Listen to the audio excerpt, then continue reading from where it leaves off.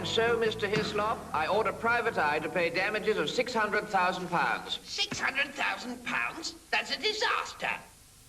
Normally, I'm a great fan of caricature, and I've always felt that cartooning is an art that's underrated. One of my more enjoyable jobs at Private Eye is choosing the drawings for each issue. You do get an amazing amount of good stuff, usually from people who you expect it from. That's a Nick Newman Sotheby's joke, a mad cow in it. It's beautifully drawn. Funny joke. That was a bloke called Clough, who's very neat. Does caricatures as well. It's Prince Charles with his arm in a Greek pillared sling. I've always really liked cartoons because there's the combination of skills I always found amazing. People who are funny, they can come up with funny situations and jokes and then can draw them. And in the drawing you get a weird, grotesque view of the world. So someone like Honeysets or McLaughlin.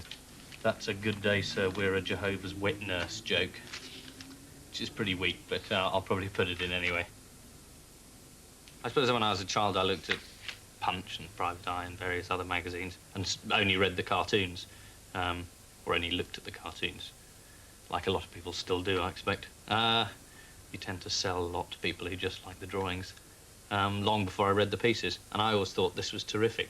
I can't do it myself, but I know people who can. Nick Newman is an old friend whose work appears everywhere. The Beeb have given me 500 quid to buy a cartoon. So were this £500 yours, what would you buy as a cartoon?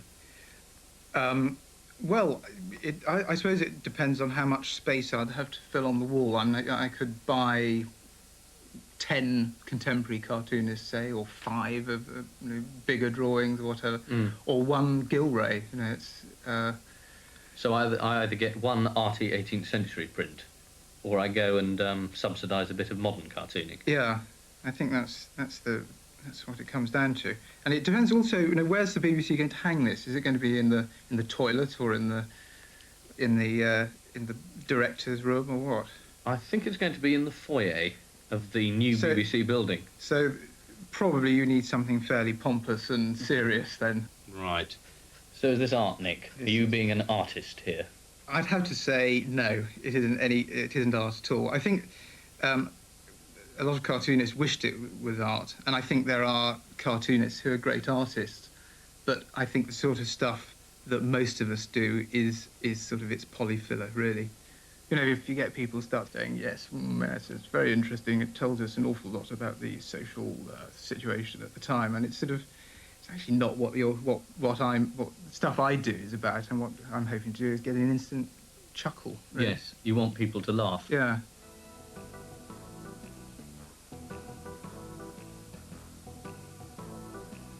Another cartoon enthusiast is the comedian Harry Enfield. It's such a good medium because you can do whatever you like with it. You're not bounded by reality, which is what's good, and you can get away with really bad jokes. Would you feel tempted, with your huge wealth, to buy a cartoon? No, I have to be given one. I'm too mean to buy anything these days. Have you been given any good ones? I mean, obviously, I've given all my wealth away to charity. I'm rather marvellous like that. But, yes, I would. Yeah, for 500 quid. Oh, yeah, definitely. I wouldn't buy a Jack. You wouldn't? I would buy a Newman, or a Heath or something. I mean, the difference between modern cartoons, as I say, is some people can encapsulate a whole feeling in just something very simple. I mean, there was a silly one, a really bad joke that I would look at again and again in this Sunday Telegraph, which was a man walking down the street. It was a Nick Newman cartoon with a board, and it just said, at the end of the World Cup is nigh. And everyone looked quite happy, you know. And it's very simple, whereas someone like Jack would do that. There'd be someone with that, although he wouldn't think of that joke. But there'd be lots of other people around with England for the Cup and Ireland are out, boo-hoo, to be sure, some little Irish racist joke. Yeah. And, you know, it'd be all too cluttered with stuff. I like simple ones best. What sort of people do you think make cartoonists? Sorry? What an extraordinary question. Do you think they're God, all odd? I think, made them. Well, I don't know. I mean, all the ones I've met seem to be extremely nice. and then write all this bitter stuff. And I mean, for instance, Chris Donald, who's the editor of Viz, I can see what happened to him because he's quite shy and sort of like boring little Geordie bloke. And you can see that at school, he didn't dare say anything. And whereas people like me were loudmouths and would make rude jokes and would generally be loud, he'd probably just sit there snivelling. And then when he got home, he'd go up to his room and draw dirty pictures, which in the end turned into Johnny Fart Pants and things like that, and made him an enormous amount of money. So, I mean, I think there's probably a certain amount of retentiveness. But you think generally they're nice? Well, the ones I've met are pleasant, but I don't know. I shouldn't think they're all nice. No, one doesn't like to generalise. So finally, I've got the £500. What would you do with it? Well, if I could go for any cartoon, I think I'd try and buy the one that was in Private Eye several years ago, I think. I've always remembered, which is of two couples sitting on sofas, and it's obviously after dinner at a very stiff dinner party, these two middle-class couples, and they're both sitting there, and they all look slightly desperate because they can't think of anything to say to each other. And this little mousy woman pipes up, and she goes, "Did I ever tell you about the overdue library book we once had?" And I think I'd try and buy that. And I'd stick it in pride of place in the drawing room. So every time I had a dinner party and couldn't think what to say, I'd say, "Have you seen the cartoon on the wall?"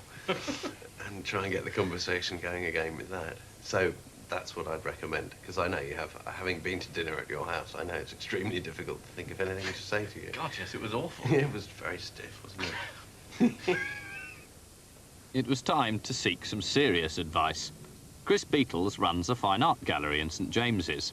I knew he sold cartoons, including the work of Ronald Searle, a hero of mine, but I didn't know much about the money side of things.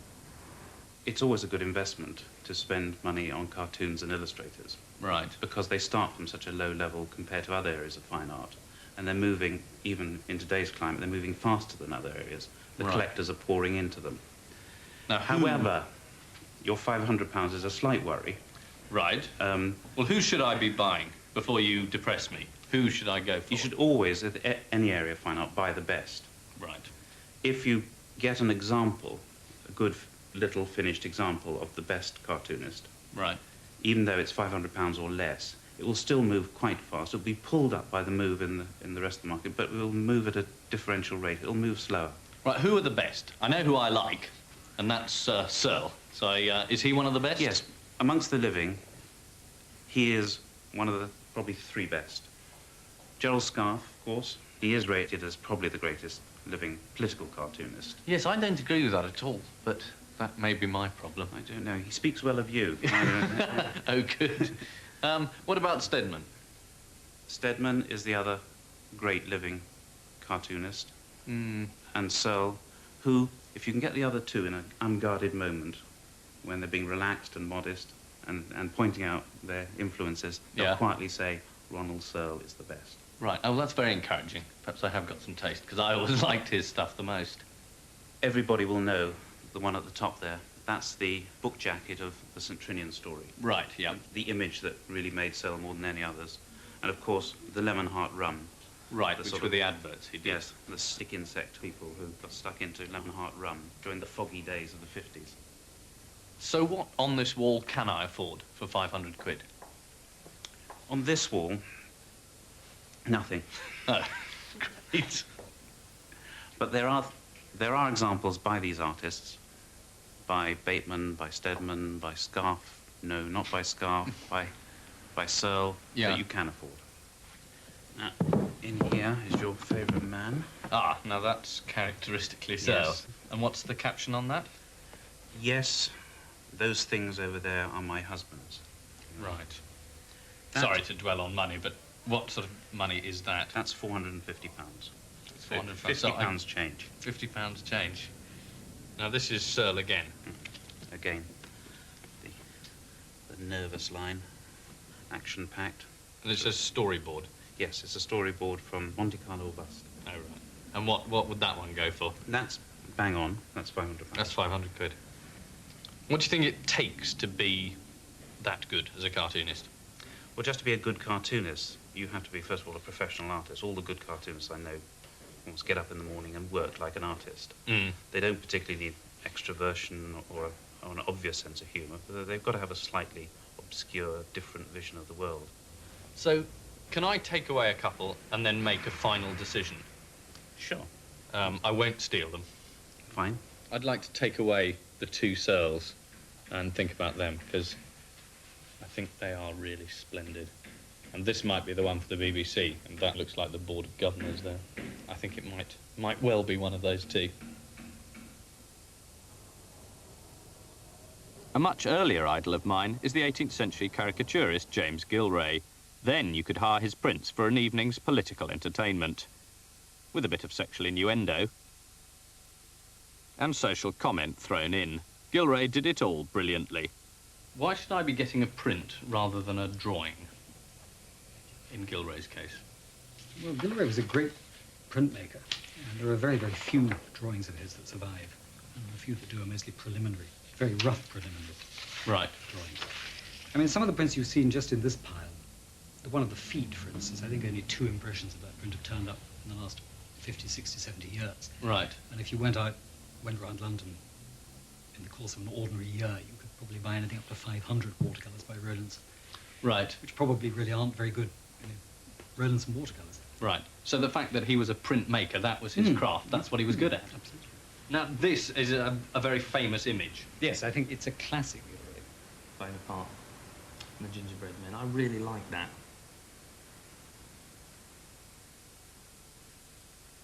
£350 for that. 350 for that. Right, that's beginning to be quite encouraging. Now, what's this? A series of spitting images. I think the main joke about that is that the straight faces are hideously caricatured in the first place. Yes, they are grotesque to start with, and they fool you into thinking they're not. And how much is this one? That's £250. Have you got anything else, not Gilray, that you think I should look at? I put aside a Hogarth, which I love. Right. Have you ever seen that before? No, I have never seen that. It's extremely rude if you look at it in detail. Yes, I have actually noticed the, yeah. And that is, That's £350. I'm tempted by the Hogarth, largely on the grounds of putting what are blatantly pictures of genitalia up in the BBC foyer, but I think perhaps not in the end, and I will take these two from you.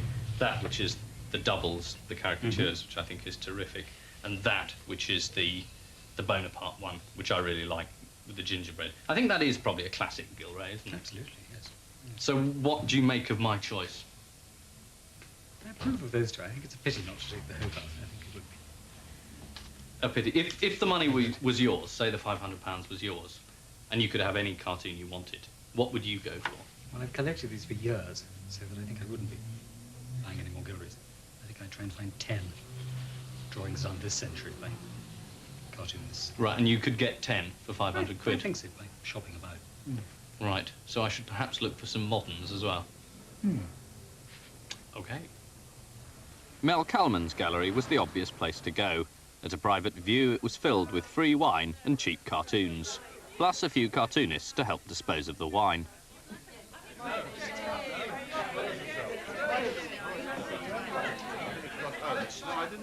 Look, I've got 500 quid free from the Beeb to buy a cartoon or a series of cartoons. I'll have to be dead and buried before I face that kind of price. Sure. OK, who do I buy? Take a naught off. Right. About 10, I think. OK, 10 living cartoonists. Who would I buy? Well, 10 Larrys. After that impartial advice, I took one Larry from the wall to add to my pile. Only 45 quid. Michael Heath is the best draftsman in contemporary cartooning, without a doubt. We've got more than anyone who wants to know how to fill a cartoon frame can get it from Michael Heath. Heath's name kept cropping up. When a new national newspaper is launched, the joke goes around that it's so new it doesn't have a cartoon by Michael Heath in it. Before long, they all do. And it's not only because he's the most prolific cartoonist around. He's also the best, and naturally people acknowledge this in a particularly flattering way. I always say I'd love to have that drawing to put in my loo. I don't know why. It's obviously an English perversion. I don't know what people do with them, but they supposedly hang them up. Or they're draft excluders, I'm not quite sure. Or people have got damp patches, and they sometimes put a gag over that. I want to go back to the rich comic tradition of which you form such a huge part. Yes. Are you conscious of this? You went to art school, you know the pictures. I went to art college, yes, but I wasn't conscious of anything at art college. I hated it and got out very quickly because I wanted to be what I am now, and they hated the idea of that. They thought cartooning was next to being a janitor, which I now realise it is, so I should have stayed at being an art student and gone on to be a boring teacher with a beard. So they were as sniffy about cartoons as the art world is now? Absolutely. Good God, yes, absolutely. And they still are. I mean, cartooning is really a tragic way to earn a living. Do you admire other cartoonists? Not many, but sometimes I do. And I see an original idea, I jump a foot in the ebb. But many of the cartoonists that I knew as a boy got out of cartooning, became serious artists and took themselves seriously. And the other world did too. I mean, so they've been taken seriously. So I was left, and I must insist on this, not bitter in any way. No, or embittered, you know. I mean, I take it easy. No. I felt that I got nothing and get nothing for my work, and they get £200,000 or something, and talk seriously about Sotheby's and got something coming up. I'm not bitter about that at all. Good. Do you think yours is a grotesque worldview, or is it a realistic one? I think it's realistic myself, but I'm not very well, so I think it probably is grotesque, and one has to be. I know I draw in black and white, but I don't mean this. I mean, in that sense. I mean, you have to see life in a very extreme sense. You have to be either black or white about things, and you really have to be rather extreme. So if you were going to sell me one of these, and I do want to buy one, whatever you say, what sort of money would you want? Well, that all depends on which one you want. I mean, the sizes and all the rest of it. As I say, I usually sell them by weight. Right. So what about one of these great ball drawings from the eye? I hang on to those. I'm very fond of those drawings. I spent How fond? Well, I spent about an hour on those, and I really care about them. Are you £100 fond of that? £100, it's yours. £100, it's mine. Yeah. OK. What about something like these spot cartoons, these single J's? And that's a very famous one. Still in there at number 1, Onward Christian Soldiers, Up 2 Places, Jerusalem. Well, I suppose if I said £50, I suppose that would be the going price for it. If you said any more, people go, oh, well, I didn't know about that. £50 is an awful lot. And say this numero uno strip. Yes. We're talking 50, 60 quid here. I mean, the trouble about some of these is that they're topical. So when you frame them, I think... They go off. Laugh by date. Laugh by date. Laugh by date's gone. Right. Well, that's too bad, isn't it? I've lost on that. But as I said, I didn't want to sell it to you in the first place. I wasn't interested in selling it to you. And if you're going to complain about it, then you can stuff it, because I don't care. Right, good. Well, then I think, for my taste, I'll take away that, because it's famous and I think it's really funny. I'll take that bore of the people in the pub, which is terrific. Yeah. And I would think that... Numero uno. Yeah, about the flares. OK? Yeah, right. Done. Amazing. Now, what am I going to do with the money? I had taken advice from cartoonists and from dealers. Now I needed a collector, someone with money and a sense of humour. Geoffrey Archer was clearly the man to visit. Geoffrey, you've got a very large collection of cartoons. Why? Why do you collect them? Well, I've always collected paintings for 20 years, and having seen some of the great collections in the world, realized that I would never have enough money or time to put together what would honorably describe as a major collection. And I complained to this about one of my advisors, and he said, yes, but you could if you wanted to, because I'd already started in a minor way. You could, if you wanted to, in your lifetime, put together a major cartoon collection. There's nothing to stop you collecting all over the world, all the great cartoonists of the day, and indeed, by the end, you could have 400 or 500 of the greatest cartoonists in the world, especially if we collected together and made a major collection. And of course, it would only be in price 1/100th of what, say, trying to put a major impressionist collection together would be. Do you tend to go for a joke or for an image? I'm actually more interested in a social commentary. I think if you look at Stedman, he's outstanding at reminding you at which age you're at, and I have a particularly vicious cartoon of his view on South Africa, which is so accurate and brings it all home. Oh, I mean, when I first saw that, you don't need any words. If a cartoon... Does it change your opinion about things? It crystallizes it. Don't you find sometimes, certainly I do, that you've been thinking about a subject, let it be South Africa, for many years or many weeks or many months, and then suddenly someone says everything you felt, and there it is, in one in one drawing. expression, and you think, yes, that's what I really believe. And that's what and the it's been Stedman developing, was. and that's what the Stedman. I mean, the Stedman. I had to own the Stedman because it was everything I believed in the way we were treating the rest of the world wrongly. Have you got any pictures of the Prime Minister? I've got a remarkable scarf of the Prime Minister, which I think over the years will, in the collection, be very important, because I think scarves are very important. Wouldn't Mrs. Thatcher be flattered by a scarf drawing? I don't suppose there's a politician alive in the world who's been flattered by a scarf cartoon, other than that such a great artist would do you. In case Mrs. Thatcher, he's been doing the Prime Minister for 11 years now, so it doesn't apply, but... Would she be flattered to think you had a drawing of herself by a scarf? I don't think she'd give it a second thought. She's not into trivia like you, Ian. She's a serious person. Another Tory politician of whom Archer has a few caricatures is Geoffrey Archer. But what of the opposition? I haven't got a Kinnock one at the moment. I haven't seen one that sums up what I think sums him up.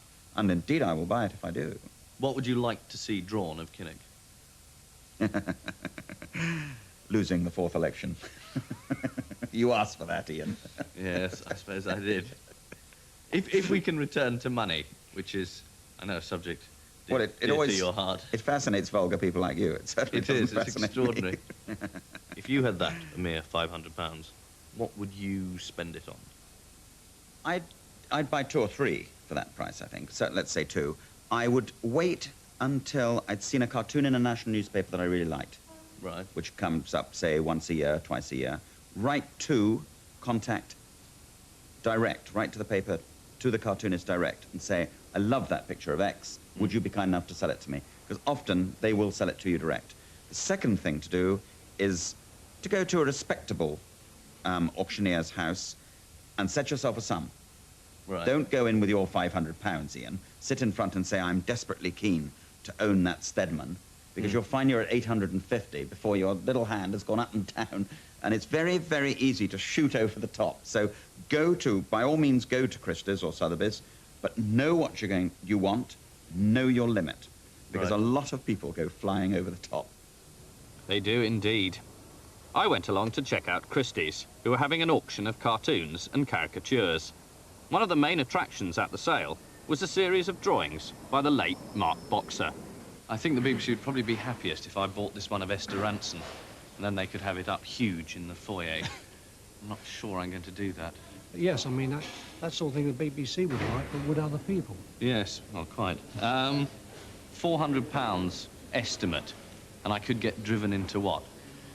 Paying £1,000 for a picture of Esther? Yes, I mean, it's not out of the way for it to go to double. I mean, that's the estimated price at the sale. That's the sort of price we think it should go for. Right. But if somebody else like you turns up for the sale, it could, as you rightly say, could double. Do you think it would be higher prices for royalty, because they're 2 rather fine line drawings of Prince Charles, which again... Well, they're instantly recognisable. And they are terrifically good. Yes, they are. There's another BBC man there, Clive James. Indeed it is, yeah. But I hope Clive won't mind me saying so. I was a great fan of his. I mean, I recognise it instantly, but I suppose if one's looking for a long-term investment, how long does somebody last? Yes. Gosh, you think Clive James won't be remembered for posterity? Clive, but, you know, it's one of those things. We all recognise him at the moment. He's a great TV personality, and I think that's a very, very good example of a caricature. But, you know, if you're looking for long-term, I mean, to me, that's yeah. He may well be around a lot longer than I am. I mean, and Cal also is still alive, so... Absolutely. Yeah, it's all Geoffrey Archer's very keen on Cal. Yes. He's a collector. The man, I mean, that is obviously long-term is going to be someone like Bateman, isn't it? And there's a terrific one here. What sort of money are you looking at? 700 to 1,000. Yeah, so that's a little bit out of your outside price range. And again, it's got a bit of colour to it as well, so for decorating purposes, it looks very good on the wall. Do you say that about pictures? For me, yes, personally. But yes, I mean, one always has to take the decorator's market into account. Not just pictures, either. I mean, it can be any other item. Right. Well, am I going to turn up and bid for what I can't afford? All you have to do is lift your catalogue. It's very, very easy. I'm not sure you're going to tempt me. lot 36, I have an opening bid of £200 and 20, 240, 60, 280, 320, 350, 380, at £380, 400, and 20, 450, 480, 500. As I had suspected, buying royalty was out of the question. 750, 800, and 50, 900, and 50. At £950 at the table then, at £950. It's yours at £950. Back at the office, it was time to make a decision.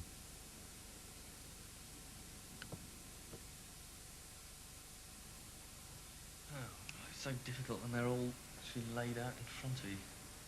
The trouble about the sills is they're just too expensive. That's 500 quid and then it's all gone. And that's 450 quid.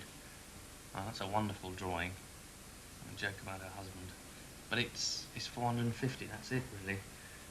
I know cells cost that much, but it seems quite a lot. And then there's this, 350 for that, which is classic Gilray. Bonaparte and the gingerbread men. I really like that. 350 quid, that's good. Then that's 250 quid. And it's not so obviously a Gilray, but it's sort of double head, spitting image type thing. It's really good. Remind people that public figures are not necessarily perfect. I really have got to decide. Well, I definitely want this Gilray, which I think is a brilliant drawing. Wonderful image. It's a classic Gilray. Wonderful detail, complex political joke. That's just terrific. I think that should look quite fabulous. So that is a definite. That's 350 quid, which leaves me 150. So what else?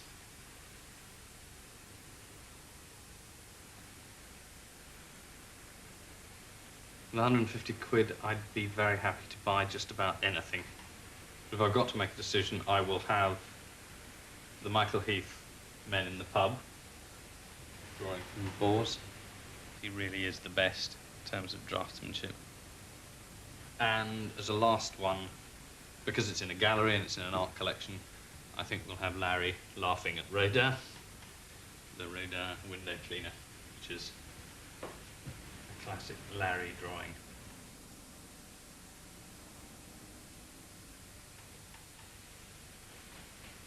So the Larry is £45, the Heath is £100, that makes 145, and the Gilray was £350, that's £495. That leaves me a fiver. I won't get anything here for a fiver without insulting someone, so that can go back to the Beeb. I think that's a pretty stunning selection. I'd like to think that those are going to be the best 3 jokes in the BBC building. But I suppose that depends who's in there at the time.